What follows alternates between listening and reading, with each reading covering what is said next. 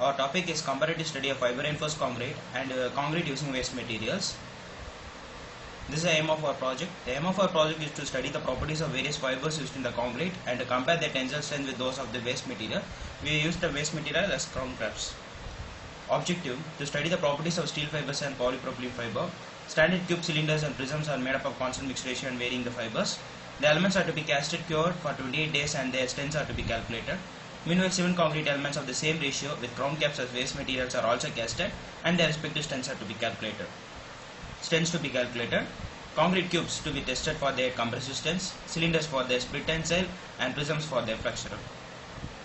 Introduction: fiber reinforced concrete. Fiber reinforced concrete can be defined as a composite material consisting of mixtures of cement, sand, aggregate, and discontinuous, discrete, suitable fibers. These are the types of fibers, and some of the fibers are steel fibers, polypropylene, nylon, asbestos, natural coir, and glass and carbons. Steel and polypropylene fibers are used here, so we have highlighted it. So this is a necessity. See, ordinary Portland cement is considered to be a relative brittle material, so when subjected to tensile stress, non-reinforced concrete will crack and fail. So to improve the tensile strength of the concrete, we are using FRC, fiber reinforced concrete. So it is a literature collection. This is a chemical equation for polypropylene, and this image of a polypropylene fiber. And the advantages of polypropylene fiber is it improves the mix cohesion, it improves the free-throw resistance, it improves resistance to explosive piling, it improves impact resistance, and increases resistance to plastic shrinkage during curing. These are the technical specifications.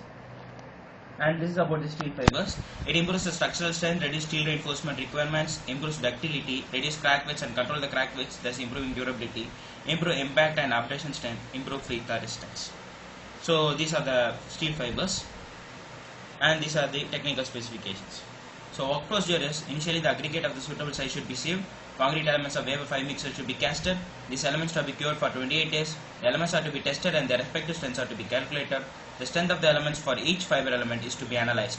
Once the analysis is complete, the comparative study of the fiber reinforced concrete is to be done.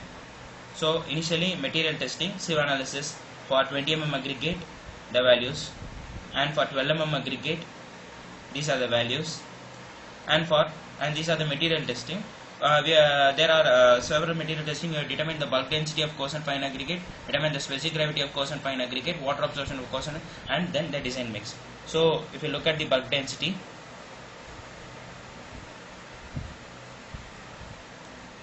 so these are the mixers, and if you see for control, that is for standard cubes we have used 3 number of cubes, 2 number of cylinders and 3 number of prisms. And for 0.3 propylene, 0.3 steel fibers, 0.8 steel fibers and bottle caps, we have used a similar way. So this is the casting, and this is the curing of the elements. And these are the test results for compressive strength. If you see that control gives a mean compressive strength of 27.5 Newton per mm square, this is M20 concrete, and for polypropylene it gives 48.9 Newton per mm square.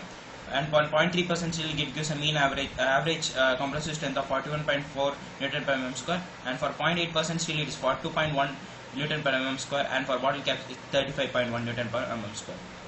So this is the graphical relation. If you see that the polypropylene fiber, 0.3% steel fiber and 0.8% steel fiber, and the bottle caps we have used has given a greater compressive strength than the control after 28 days. So this is a placing of test specimen. This is the crack formation in the test specimen, and secondly its split tensile strength. So if you see the split tensile strength, the control we get an mean split tensile value of 3.5 Newton per mm square. The polypropylene it's 4.84 Newton per mm square, 0.3% steel it's 5.25 Newton per mm square, and 0.8% steel it's 6.79 Newton per mm square. For bottle cap it's 4.03.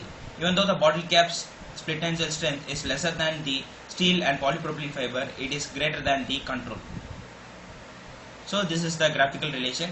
We can see that the minimum value is for the control and second minimum is for the bottle caps, but anyway it is giving a higher split tensile strength than control. So this is a placing of the test specimen, and if the second figure shows the crack formation, and this is the dial gauge readings.